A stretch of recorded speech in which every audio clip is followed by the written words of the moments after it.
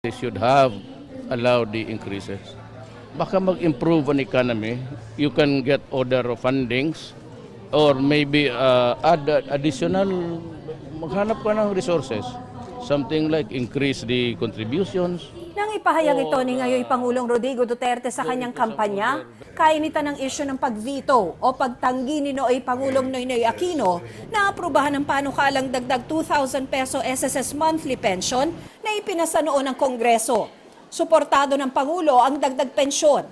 Pero kamakailan, sinabi ng Pangulong hindi niya basta ma-oo-ohan kahit ang dagdag 1,000 peso SSS monthly pension. Payo raw yan ng mga economic manager dahil mauubos ang pondo ng SSS kung tataas ang pensyon pero hindi ang singil sa kontribusyon. Iba yung candidate Duterte sa President Duterte. May napapangako ka na pagka tingnan mo yung datos, hindi pala pwede. Pero hindi naman daw ibig sabihing tuluyang mapapako ang pangako. His intention is actually to make sure that that he's able to provide financial assistance and benefits, and which he will do. However, it will just have to be redefined. Kabilang sa mga isinusulong noon ng SSS ay dagdagan ng kontribusyon ng mga active member para mapondohan ang dagdag pensyon ng mga retirado na.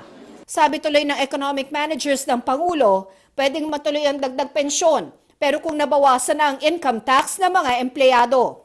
Because of the tax reform, you got more money in your pockets. And therefore, you are now in a position to contribute small amounts. Kung matuloy yan, pwede nang magbigay ng 2,000 pisong dagdag pensyon, pero installment. Ang win-win will be that 1,000 2017 at yung interventions na sinasabi ko by June, saka yung 2022 yung additional 1,000.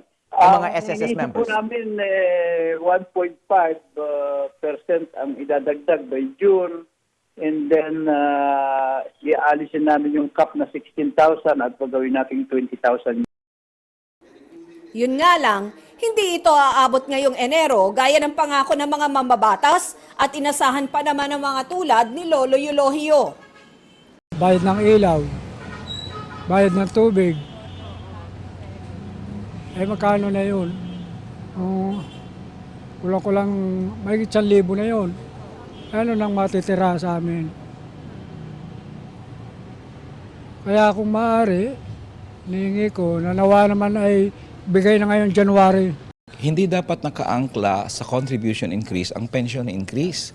In fact, pag nataasan lang nila ang collection rate efficiency, from 11 million na nire-remit sa SSS, ngayon gawing 16 million, aangat by 5 to 7 years ang buhay ng SSS.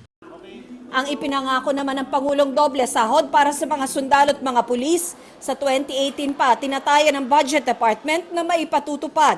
May taas sahod naman daw sila tulad ng iba pang government employees simula ngayong taon dahil sa salary standardization na inuutos ng executive order ni dating Pangulong Aquino. May naibigay rin daw ang Pangulong Duterte na dagdag allowance naman sa mga pulis at sundalo nitong 2016. Sisikapin pa raw itaas pa ang base pay nila ngayong taon kung aaprubahan ng Kongreso. Ako si Tina Panganiban Perez, ang inyong saksi